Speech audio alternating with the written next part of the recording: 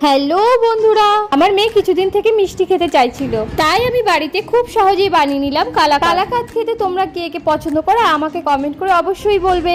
বেশি বকবক না করে চলো তোমাদের রেসিপিটা বলে দিই। প্রথমে আমি 1 লিটার দুধে ভিনিগার দিয়ে ছানাটা কেটে নিলাম, তারপর কাপড়ে বেঁধে জল ঝরাতে রেখে দিলাম। জল ঝরানো ছানার মধ্যে একটু চিনি দিয়ে মেখে সাইডে রেখে দেব। এদিকে অন্য একটা কড়াইয়ে আধা লিটার দুধকে শুকিয়ে আধা করে নিলাম। এর মধ্যে চিনি, এলাচ গুঁড়ো, দুধ পাউডার দিয়ে আরেকটু জ্বালিয়ে নিলাম। তারপর এর মধ্যে থেকে 1 গ্লাস দুধ তুলে রাখলাম। জল ঝরানো ছানাটা এর মধ্যে দিয়ে দিলাম। এই মিশ্রণটা নেড়ে নেড়ে শুকিয়ে নেব। শুকিয়ে আসলেই এটাকে তেল মাখানো একটা থালার মধ্যে নামিয়ে নেব।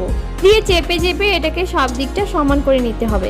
এখন এর উপর দিয়ে কিছু কাজু ছড়িয়ে গার্নিশ করলেই রেডি। এবার কালাকাঁদটাকে 2 ঘন্টার জন্য ফ্রিজে রেখে তারপর এটা ছুরির সাহায্যে 4 কোনা করে কেটে নেব। এর মধ্যে তুলে রাখা দুধটা ঢেলে দেবো। 7 ঘন্টার জন্য ফ্রিজে রেখে দিলেই রেডি আমাদের কালাকাঁদ।